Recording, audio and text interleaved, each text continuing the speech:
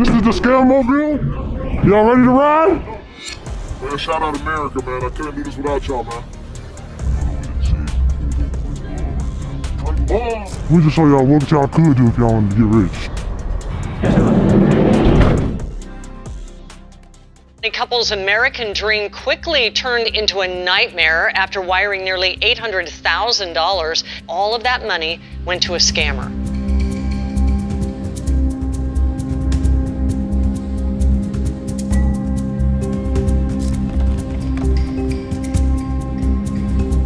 How many times a week would you say you punch a meal? 7 times a week, every day. Oh my God. Is that your fork or what is that for chicken? Oh!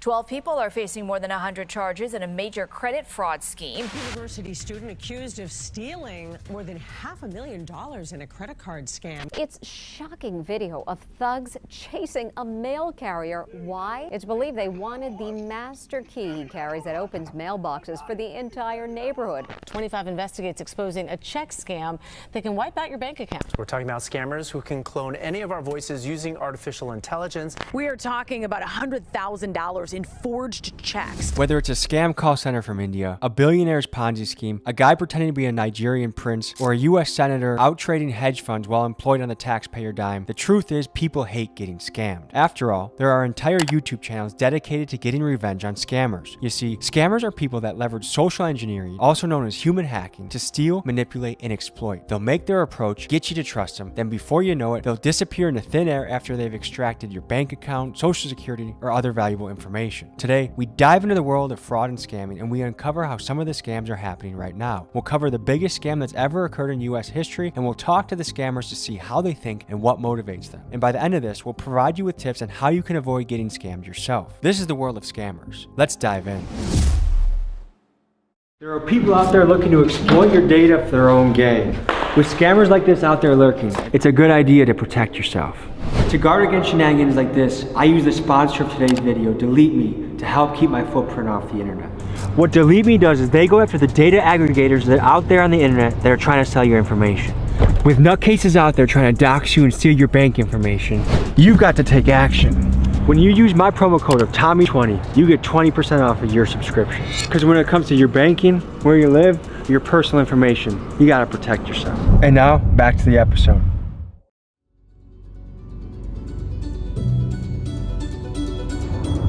Folks, today we're diving into the world of scamming. I don't know what the hell we're gonna get into. I'm excited, but apparently in the city of Minneapolis, scamming is a big business. Minneapolis woman calls it emotional hacking. Scammers drained $800,000 from her dad's bank account. LaSalle University student accused of stealing more than $500,000 in a credit card scam. Foster was doing fake transactions, marking items up in price, then returning them for the original price while pocketing the difference in account of her own. In fact, there are multiple RICO cases going on for fraud right now. A big scam that was pulled was the food share program. People pretended to be feeding the homeless and walked away with millions of dollars, and now they're getting RICO'd for that. A scammer is kind of like an illegal magician. They're pulling things out of thin air. There's illusion, deception, and before you know it or realize what they did, they're gone with the bag. Let's meet up with these guys and let's see what they're about.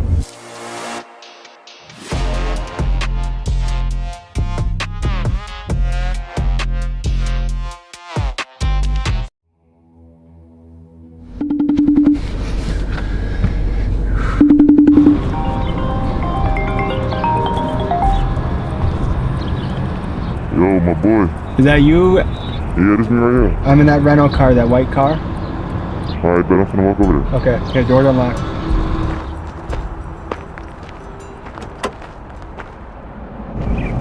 Yo, what's up, bro? I say, I just know how to exploit ways to get money. Simple.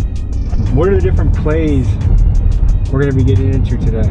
We got punches, simple things. We go from getting food. We can go from gas. We can go from checks. We can go from transfers.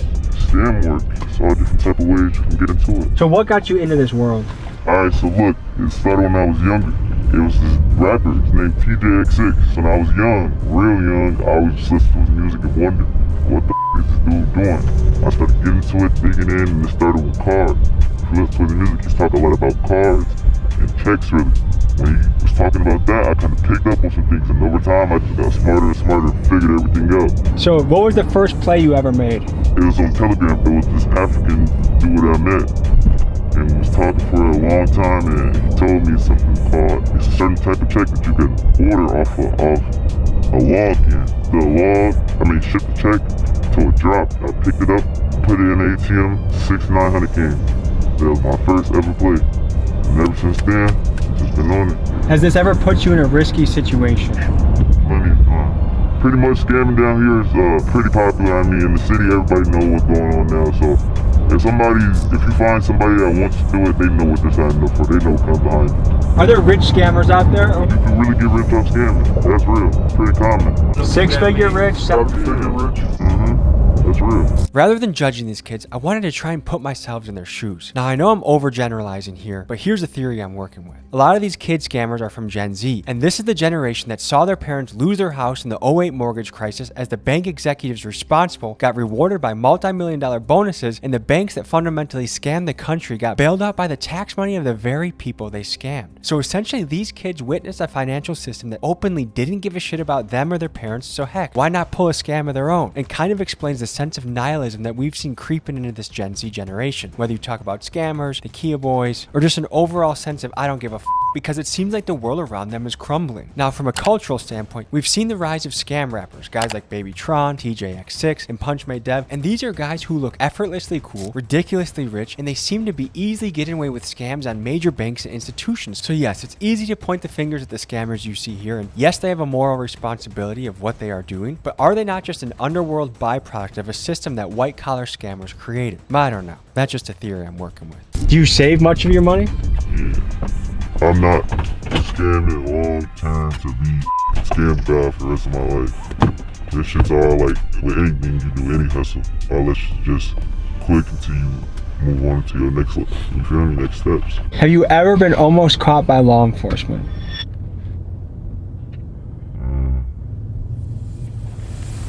I'm gonna take that as a yes. No. Pause, me think yes. Think about it, but nah, never. How much does an IP address come to play with what you do? It gets deep. That's like your address. I don't know. Like, you feel me? That's like your internet address. So. For most of the things you do you have to obscure your IP address? Yeah. Is that difficult to do? Nah, average person could do it, I'd say. So it doesn't affect a human at all, you think? Everybody has committed a scam before in some way. Some people do different types of scams. Some people do insurance. Some people do home scams. You know, it's all different types of scams. I look at it as I'm not taking money from a human. You know what I mean? And I don't think I'm a bad guy for it. You feel me? Let me see. We just got a package. How much money are we talking right there? 17K, bro. What you're about to see is called punching chicken. Now, punching is lingo in the scam world that refers to the practice of using the dark web to get somebody else's credit card information and doing an online order to punch the item. You can punch chicken, pizza, presumably anything you can buy online. Here's how it went down.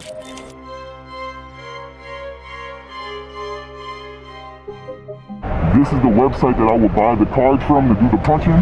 Ready to buy cards. A fake credit card. A real credit card, but it's just not ours. And how much money does it have on it? It depends. I wouldn't necessarily say I know the exact amount. Certain banks, they give you the ability to check. You can call the bank and you can check how much. But I would just be buying a card based off of the knowledge that I already know. There's something called a BIN. A BIN is a bank identification number. Now, depending on what BINs you have, you might got a card that has thousands on it. You might got a card that has millions on it. There's no telling them. It's luck of the draw. Basically, yep. So these are cards that someone physically stole, like at the gas station. It fell on the ground, they picked it up, they uploaded it to a website, and then it sold to a bidder like you, or how does that work? Basically, yeah, kind of like how you just explained it. I wouldn't necessarily say it comes from people picking them up off of the ground, but more so scammers. They have machines that you can put on. For instance, at the gas station, you can put a skimmer on the machine where the people put their cards into, and then from there, you'll get about 1,000 hits. Now, depending on how many people put their card in that specific machine where you put your skimmer at, that's where all the card information will come from. Does the skimmer also capture your PIN? Yes, it does. So if you use a machine that has a skimmer and you type in your PIN, all of a sudden you're wide open. You're good. You're not good. You're up. You're good though. Yeah. The thing about, you know, getting captured by a skimmer is if you have the right type of setup with your bank account in terms of two-factor authentication, the bank asking like questions like, was this you that just spent money at Raising Cane's for about $100? You know what I mean? If you have these different type of protocols set up with your bank, then you're less likely to be a victim of fraud. Basically, right now you can get free chicken. I can get free everything right now. Boom. Now we got the money on there. Now I can buy a card. You can buy social securities off this? When you buy the cards, depending on how much the card costs, that's why I said certain cards, they range from 20 to 25 all the way up to 30. You can see, look, I'll show you when I refresh. And I just saw you could buy a Canadian card, you could buy a US card, show you the country. Wow. You can buy from anywhere on the planet. As long as the website has a way to get these cards and put them on their site, then you can get pretty much anything. Have you ever heard of punching a mule? Punching a mule?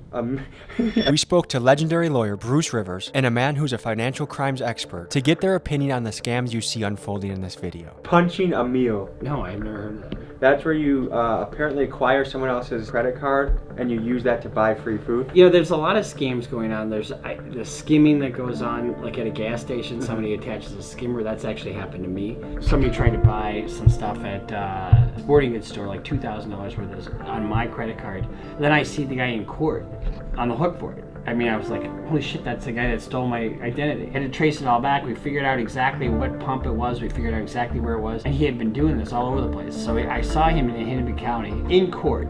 And my thing happened in another county. He was doing it all over the place. A lot of times what's going to happen is you go to try and do a touch pay. It doesn't work. That's part of the plan. They want you to scan your card. So they actually will have a module, something that's identical looking to the actual card swipe, overlaid. Physically go and try and pull it off. If it doesn't pull off, you're good. If you can go inside and pay the gas station attendant, ideally in cash, avoid this whole digital footprint process, you're gonna be a lot safer. You see any sort of fraudulent activity on your account, immediately contact your bank. The sooner that you can contact the authorities, law enforcement, it's gonna be much easier to get your money back. When there's delay in space and time, scam, with any sort of financial scam, it's much harder to get your money back. If you really want to get specific on which one you want to buy, you can type in your BIN, your bank identification number. So I'm going to type in a BIN that I know is going to work. This is a bank called Wings Financial Credit Union. Very, very high class bank. So when you're doing simple punching for you know, food and shit, like we talked about, yeah, Cane's might take $100 loss today, but that person whose card I'm using, they're getting all their money back, 100% guaranteed. Well, I've heard people that get scammed and it can take 30 days for them to get the money back in their account. The average American has $1,000 or less in their savings. So if you scam the average American and rent's due, they might not have it because of the scam. You are right, but in terms of them never getting their money back, I know for a fact that they'll get their money back. Somebody just texted and said he's seen the police. Somebody just texted him and said he's seen the police. Yeah, we gotta get out. So we're outside of a Cane's Chicken. How often do you guys get free meals like this? Every day I eat free every day. Everything I do is almost free. So the customer name is right? Yes. Thank you, actually. Look. Visa, credit card, ending in 75. Okay. We'll go over to the website, same card, ending in 75.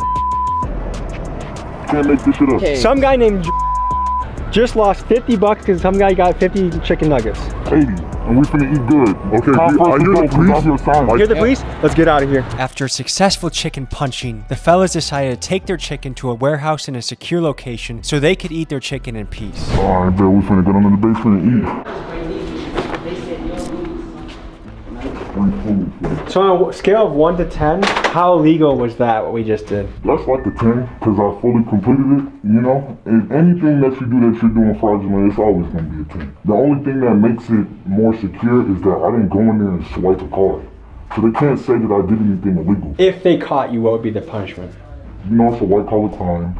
I don't think I would get charged with anything really because, like I said, they don't have any proof that I did anything, so they will have to drop the case. If they did want to take full action and give me a punishment, it would probably be anywhere from like 5 to 10. 5 to 10 years?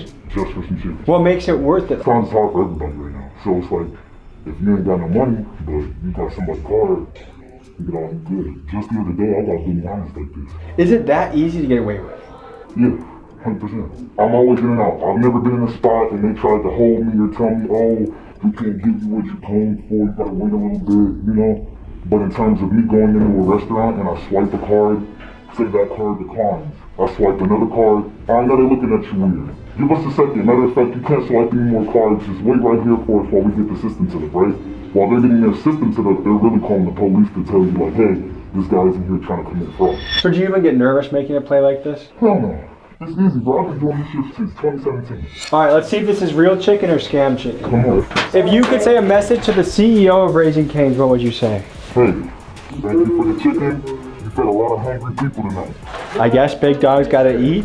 Is that necessary for, is that your fork or what is that for chicken? Whoa! I'm gonna see if punch chicken tastes any different. Actually, this is my first time eating Raising Cane's. No fucking diddy. Oh, that is a chicken tender. Free food tastes good, don't it? Ooh, and we got the tan too, people.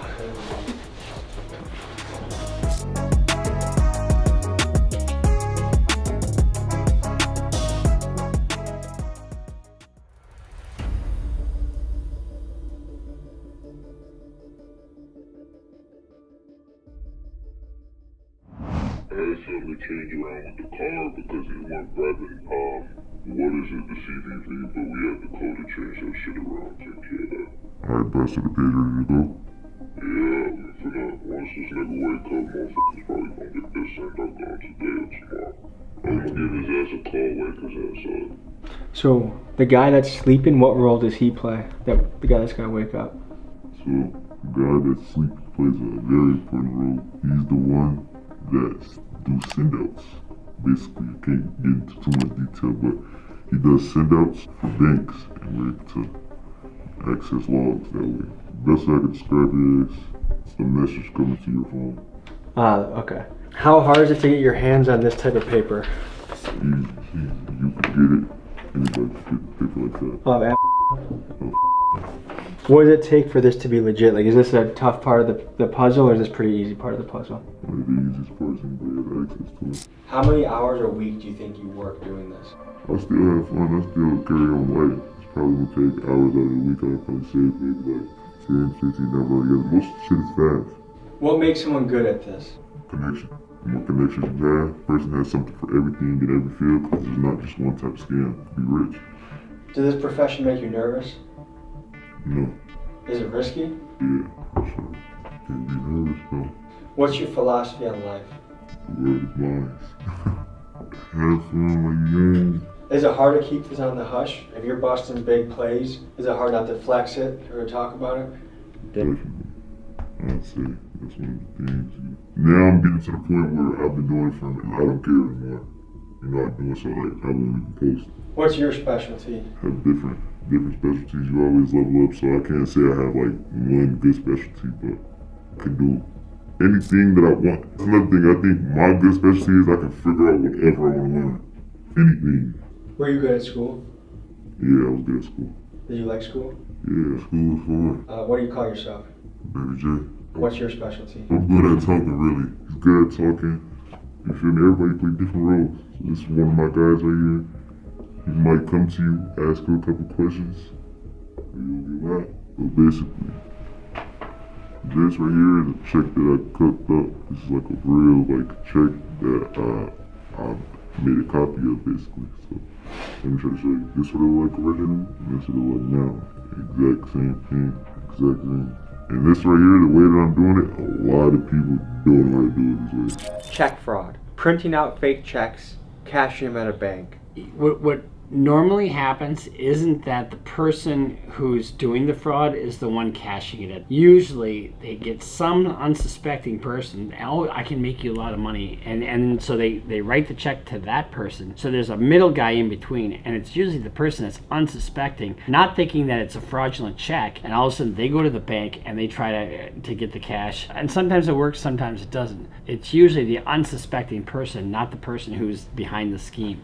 A check fraud is a complicated situation because one of the biggest ways that you can protect yourself is go to the actual post office itself and mail the check. And I would prefer that you don't even mail checks. I really don't think you should be at this point. It has all your information on it. The more space and more distance you have in terms of the transit that needs to occur with that check, the more risk you're gonna have. What is the penalty for printing fake checks? It depends upon the loss amount, typically. If usually it's a felony because it's forgery and theft by swindle. And so if it's under $2,500, it's probation. Each check becomes a felony count in and of itself, and you get enough of those, it can ultimately be a prison sentence. It really does depend upon the value that we're looking at. And what can this play be worth? This one right here was $5,400. That's a lot of money. Piece of paper. And this is just making up a check? Yeah, it's just me making one. So you can make any amount you wanted? Yeah, any amount you want. Is it gonna come out of here? Yeah, I would imagine. The bigger you go, the more potential. Yeah, once you touch that 10K mark, any scam over 10,000 is where it's serious. It's when it gets serious for real. Check forgery isn't so high of a crime. How much does this printer cost? Roughly about like $500. It's crazy that a $500 printer can turn into thousands and thousands of dollars. They say money doesn't grow on trees, but you guys are kind of making it look like it does. Someone got the original or a copy of a real check, sold it to you online, and you're printing out that version? Either that or somebody in mailboxes. Yeah, so it's two kind of ways to get a check. You can break a mailbox, or there's keys. You could look it up. You can probably find clips of people robbing mailmans to get keys. In regard to mail carriers, there's been a lot of violence towards them. There's been a lot of robbing of mail carriers and taking the keys that they use in order to open up mailboxes. And there's been all this money put towards these digital defense mechanisms and these electronic keys to use, but that still doesn't necessarily protect the mail carrier themselves. But this applies to everyone. In terms of protecting yourself generally, it's all about not having patterns. For the mail carrier, if you're on a route, just like if I was on a patrol route, if I had the same patrol route, same time, same place, every single day, it's easy for that patrol route to be intercepted. Change and vary your patterns. It's called force protection. What about when someone hits a mail truck, steals the mail keys, and steals checks that way? Bye-bye. In other words, that's usually done on an inside job basis. Because who's going to steal a mail truck? And know that there are going to be checks on that truck? Probably not too many.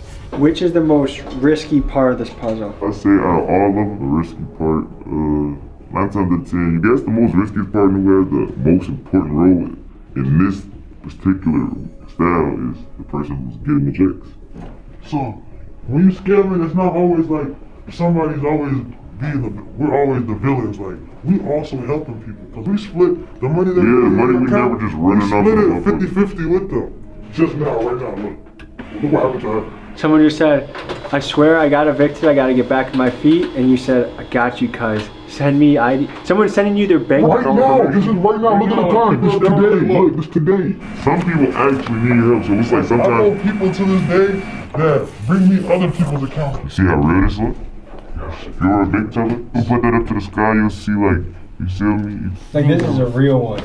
This is a real check. Someone can cash this and then get paid for it right now. Actually, they are. Y'all finna see it today.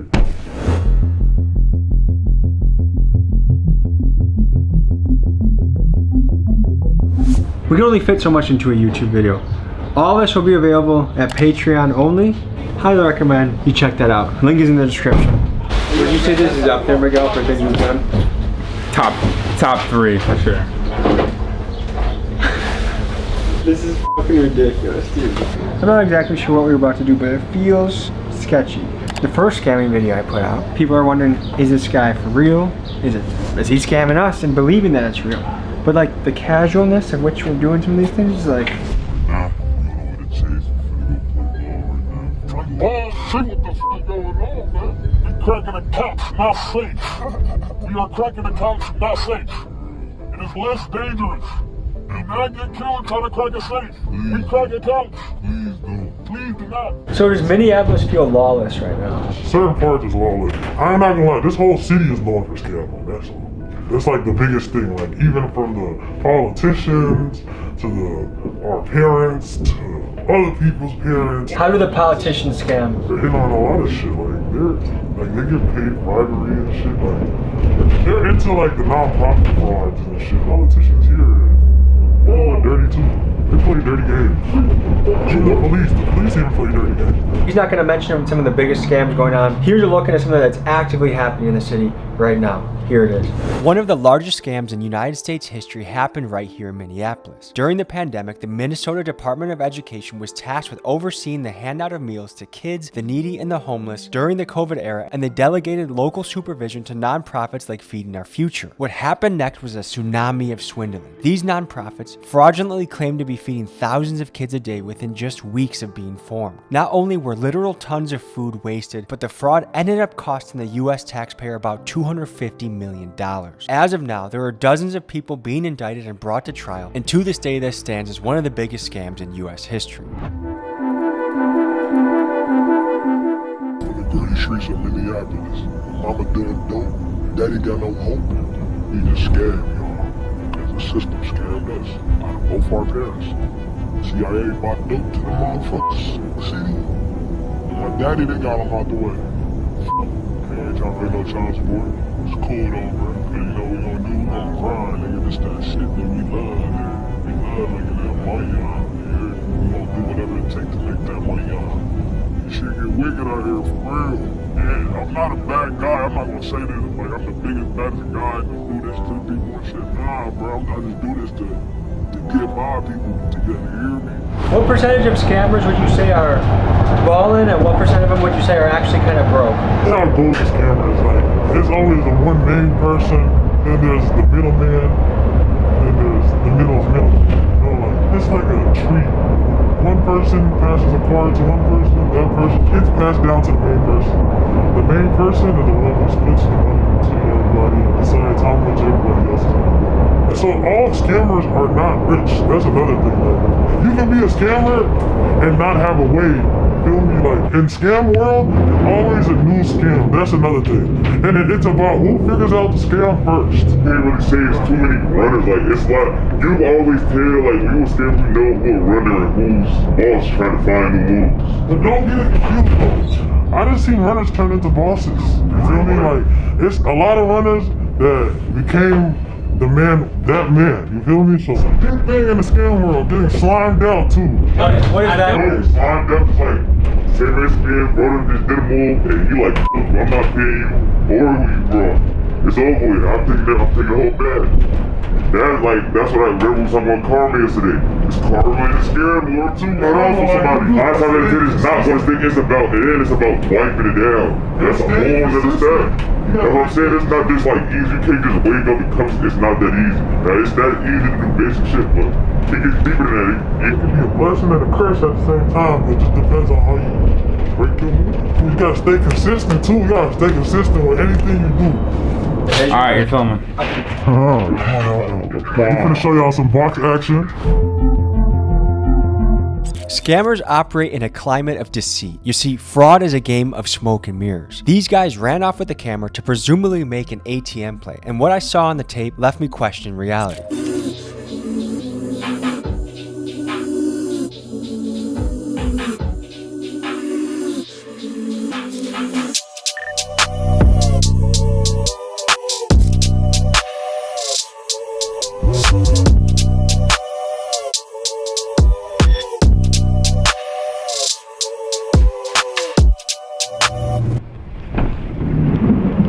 That's some great footage. See the police? Where you guys see him? Of course, you guys were out there for like fucking 20 minutes in ski masks and glasses. We had a little technical difficulty. You like took us so long, and you'll see the cars start locking on us. But sometimes the car will lock up and then they give you like fraud alerts, which the person has to confirm on their phone. You guys were skied up with glasses the whole time in front of a bank? Like, you gotta be. How is that not, like, do you guys feel like you guys are out there for way too long? Time limit, and what can they possibly do for real? One of the things that comes to mind is what we are seeing, is that even real? And what makes me think it is real is that they took 20 minutes outside of this van, they got fraud alerts on their phone. If they were just taking money from their own account, it would have been in and out in a minute or two. But this also brought up more questions. Now, remember earlier in the episode when I was talking about the sense of nihilism that I've noticed in Gen Z? When they do things like this, their nihilism can come off as quite sinister. I mean, scamming people, banks, grandmas, restaurants, it's pretty crazy. But what I think is the source of all this nihilism is a lack of hope. And why I think a lot of Gen Z has no hope. I mean, this is the first generation in American history that's projected not to do better than their parents. These kids have inherited this world where they can't afford anything, the food, the housing, the college, all of it is sky high. And the people making the rules, their government, is this lazy, lousy bunch of bureaucrats that openly cheat all of the time. So a lot of these kids, I think, have just said, F it. The world is fake, the world is a scam, and I'm gonna scam the world. I'm gonna get mine for myself at any means necessary. I'm gonna cheat the system that I feel cheats me. But what do I know? I'm just trying to make sense of what I'm seeing and figure out the world. That was a look into the world of scamming. Any final thoughts, fellas? We didn't give y'all everything. We didn't get a chance to give y'all everything, but And we won't give y'all everything. we love y'all. We don't scam people for a living. We help people out. We took a deep dive into this world. Thank you for joining us. We'll see you next week. Peace. If you want to keep yourself safe on the internet, consider checking out the sponsor of the video, Delete Me, and use code Tommy20 for 20% off your subscription. And lastly, new shirts hit the site. Scoop it up. Big Dog Summer, baby. Peace.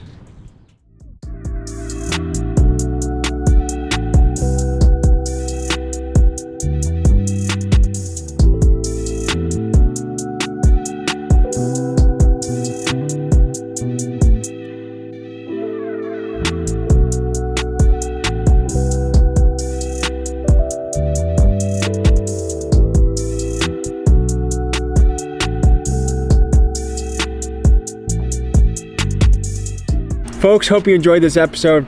You want to watch another? Here. You want to subscribe? Over here. See you next week.